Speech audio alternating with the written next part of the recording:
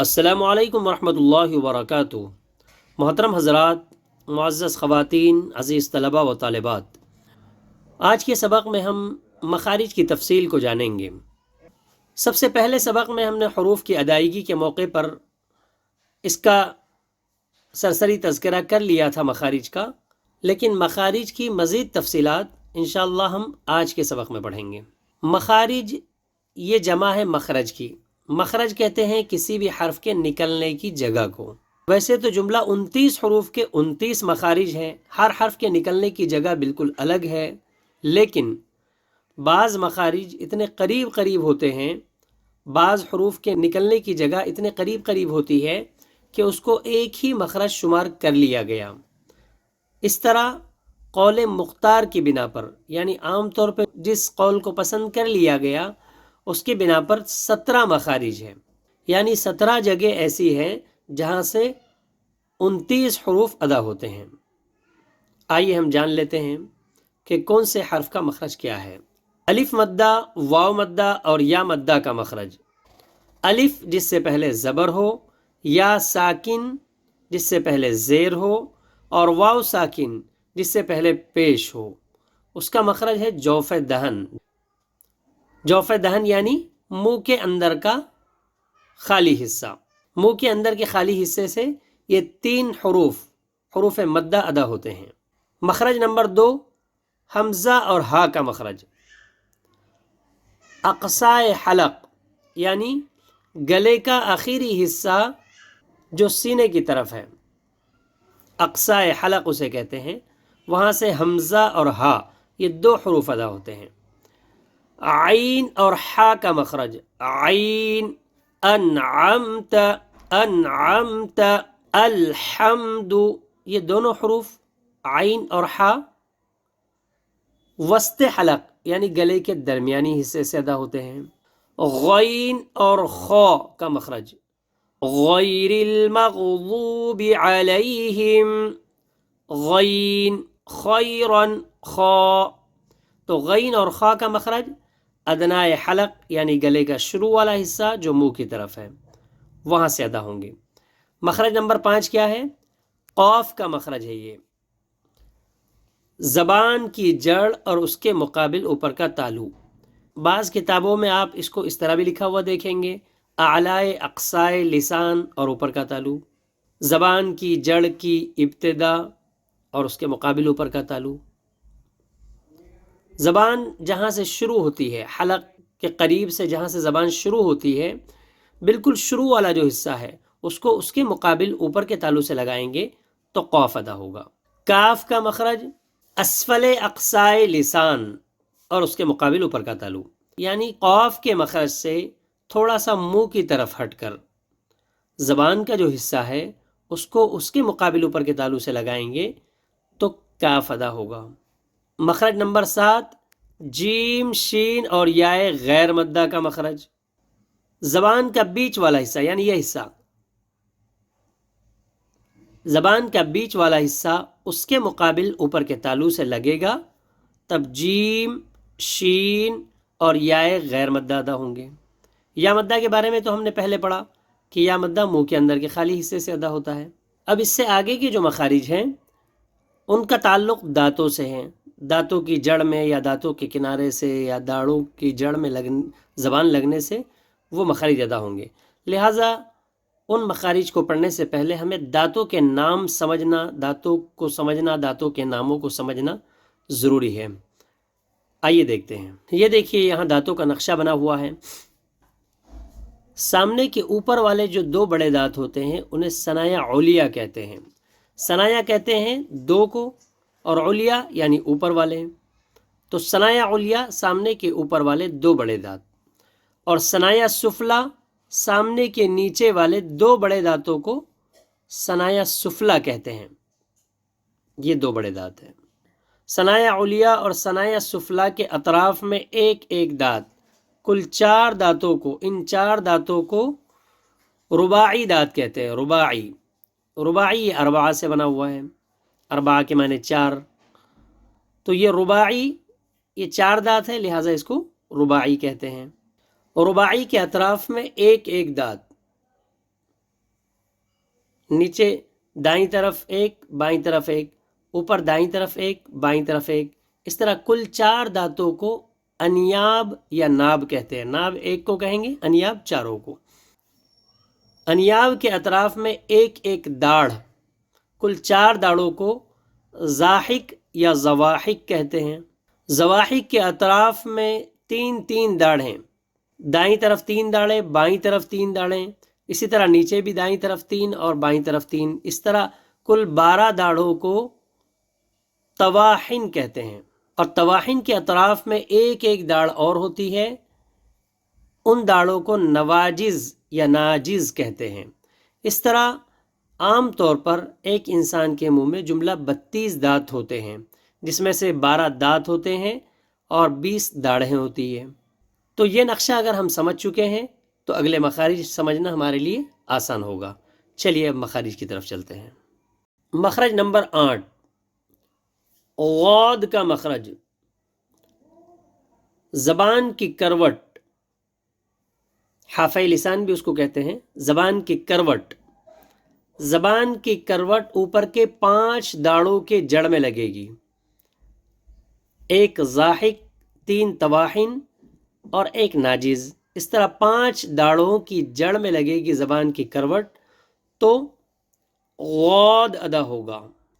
لام کا مخرج، زبان کا کنارہ ایک زاحک دانت سے دوسرے زاحک دانت تک اوپر کے دانتوں کے مسوڑوں کے ساتھ لگے گا تو لام ادا ہوگا۔ نون کا مخرج، زبان کا کنارہ ایک ناب دانت سے دوسرے ناب دانت تک، زبان کا کنارہ اور نوک زبان بھی اس میں داخل ہوگی، ایک ناب دانت سے مطلب ایک نوکیلے دانت سے دوسرے نوکیلے دانت تک اوپر کے دانتوں کے مسوڑوں کے ساتھ لگنے سے نون ادا ہوگا۔ 11واں مخرج ہے را۔ را کا مخرج، زبان کا کنارہ اور زبان کا کچھ نچلا حصہ، طرف لسان مع متصل پشت لسان ایک رباعی دانت سے دوسرے رباعی دانت تک اوپر کے دانتوں کے مسوڑے، زبان کا کنارہ اور کچھ حصہ پشت زبان کا اس میں دخل ہوگا، ایک رباعی دانت سے دوسرے رباعی دانت تک جب اوپر کے دانتوں کے مسوڑوں سے لگے گا تو را ادا ہوگا۔ تا، دال اور تو، ان 3 حروف کا مخرج ایک ہی ہے۔ زبان کی نوک اور ثنایا علیا کی جڑ، ثنایا علیا سامنے کے اوپر والے 2 بڑے دانتوں کو کہتے ہیں۔ ثا، ذال اور وا، ان تینوں کا مخرج بھی ایک ہی ہے، مطلب قریب قریب ہونے کی وجہ سے ایک ہی مخرج شمار کیا گیا۔ ثا، ذال اور وا کا مخرج، زبان کی نوک اور ثنایا علیا کا کنارہ۔ زا، سین اور صاد کا مخرج، زبان کی نوک اور ثنایا سفلا کا کنارہ مع متصل ثنایا علیا کے، زبان کی نوک کو ثنایا سفلا اور ثنایا علیا کے کنارے سے لگائیں گے تو زا، سین اور صاد ادا ہوں گے۔ فا کا مخرج، نیچے کے ہونٹ کا تری والا حصہ اور ثنایا علیا کا کنارہ۔ مخرج نمبر 16، با، میم اور واو غیر مدہ کا مخرج، دونوں ہونٹوں سے ادا ہوتے ہیں، دونوں ہونٹوں سے با، میم اور واو غیر مدہ ادا ہوتے ہیں۔ دونوں ہونٹوں کا تری والا حصہ ملانے سے با ادا ہوگا، دونوں ہونٹوں کا خشکی والا حصہ ملانے سے میم ادا ہوگا، اور دونوں ہونٹوں کو ناتمام ملانے سے یا دونوں ہونٹوں کو ادھورا ملانے سے واو ادا ہوگا۔ واو کی ادائیگی میں دونوں ہونٹوں کے دونوں سرے مل جائیں گے اور بیچ کا حصہ کھلا ہوگا اور ہونٹ گول ہوں گے، اس طرح واو ادا ہوگا۔ 17واں مخرج ہے خیشوم، یعنی ناک کا بانسا، وہاں سے غنے کے حروف ادا ہوتے ہیں۔ تو اس طرح یہ مخارج کی تھوڑی تفصیلات تھی۔ اب ہم قرآن کی تلاوت کرتے ہیں اور قرآن کی تلاوت کے ساتھ ساتھ مخارج بھی ہم اس میں بولتے رہیں گے تاکہ مخارج کا اعادہ ہوتا رہے اور مخارج ہمیں یاد رہیں۔ اعوذ باللہ من الشیطان الرجیم، بسم اللہ الرحمن الرحیم، تلک الرسل فضلنا بعضهم على بعض منهم من كلم الله ورفع بعضهم درجات وآتينا عيسى ابن مريم البينات وأيدناه بروح القدس ولو شاء الله ما اقتتل الذين من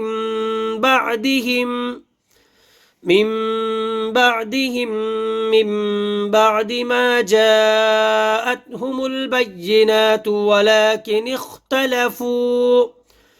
ولكن اختلفوا فمنهم من آمن ومنهم من كفر ولو شاء الله ما اقتتلوا ولكن الله يفعل ما يريد.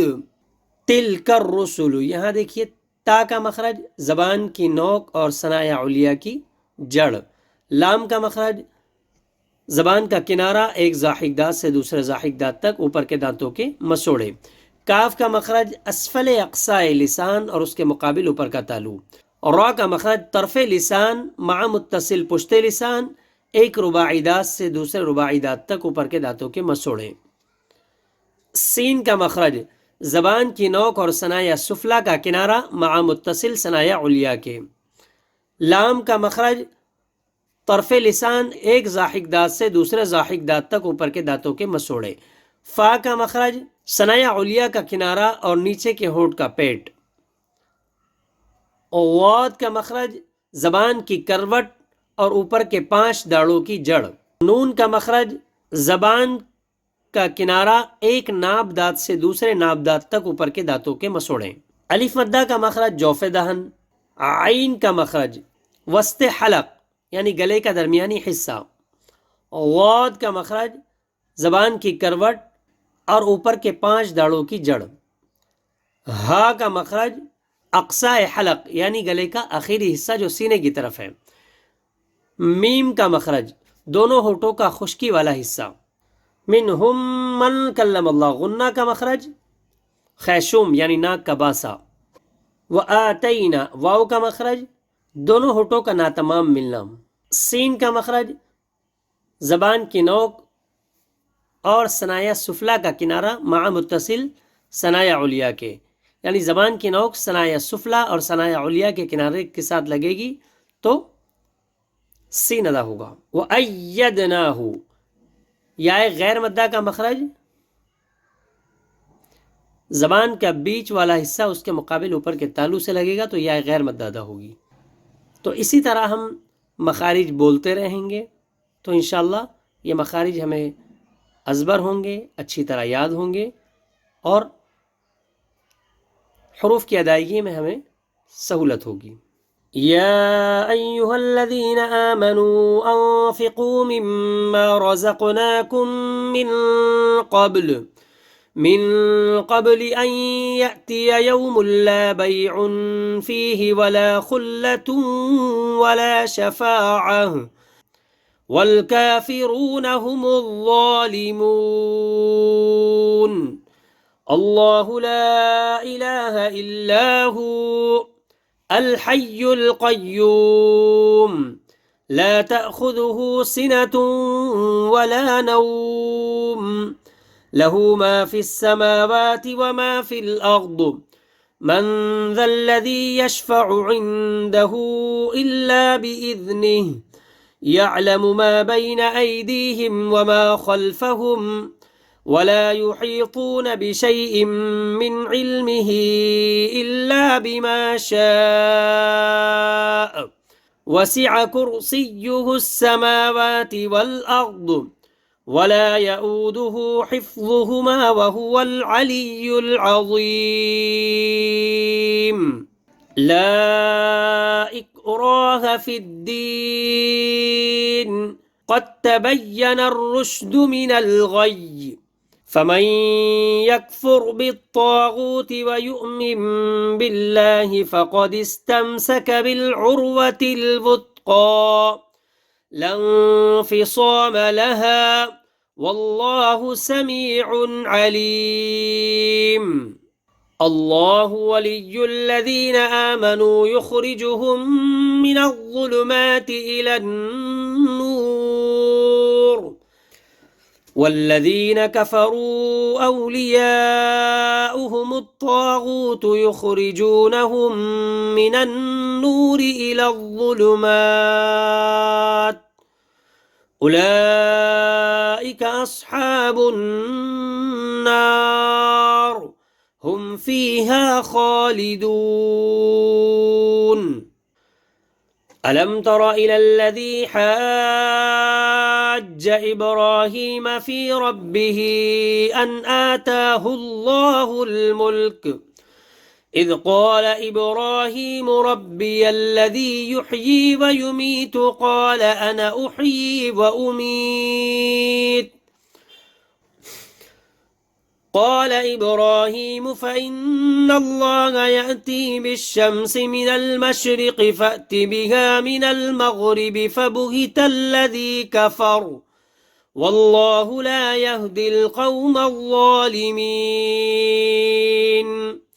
أو كالذي مر على قرية وهي خاوية على عروشها قال أنى يحيي هذه الله بعد موتها فأماته الله 100 عام ثم بعثه قال كم لبثت قال لبثت يوما أو بعض يوم قال بل لبثت 100 عام فانظر إلى طعامك وشرابك لم يتسنه وانظر إلى حمارك ولنجعلك آية للناس وانظر إلى العظام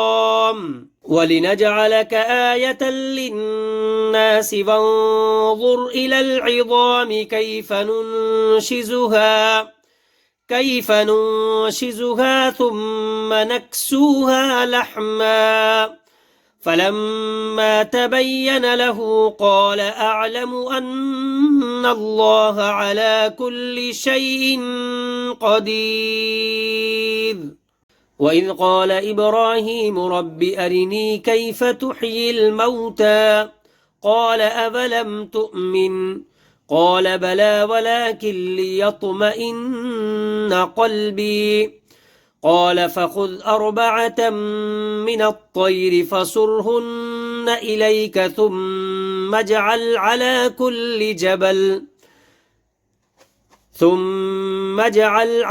كل جبل منهن جزءا ثم ادعهن يأتينك سعيا واعلم أن الله عزيز حكيم مثل الذين ينفقون أموالهم في سبيل الله كمثل حبة أنبتت 7 سنابل في كل سنبلة 100 حبة والله يضاعف لمن يشاء والله واسع عليم الذين ينفقون أموالهم في سبيل الله ثم لا يتبعون ما أنفقوا منا ولا أذى لهم أجرهم عند ربهم ولا خوف عليهم ولا هم يحزنون قول معروف ومغفرة خير من صدقة يتبعها أذى والله غني حليم يا أيها الذين آمنوا لا تبطلوا صدقاتكم بالمن والأذى كالذي ينفق ماله رئاء الناس ولا يؤمن بالله واليوم الآخر فمثله كمثل صفوان عليه تراب فأصابه وابل فتركه صلدا لا يقدرون على شيء مما كسبوا والله لا يهدي القوم الكافرين. ومثل الذين ينفقون أموالهم ابتغاء مرضات الله وتثبيتا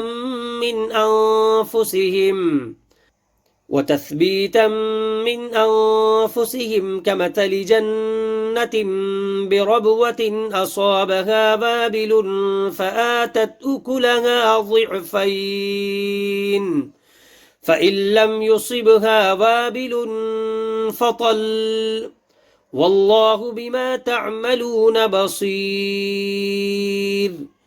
أيود أحدكم أن تكون له جنة من نخيل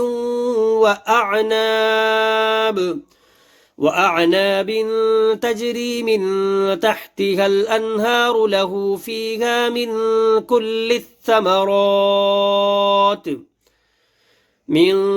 كل الثمرات وأصابه الكبر وله ذرية ضعفاء فأصابها إعصار فيه نار فاحترقت كذلك يبين الله لكم الآيات لعلكم تتفكرون. صدق الله العظيم.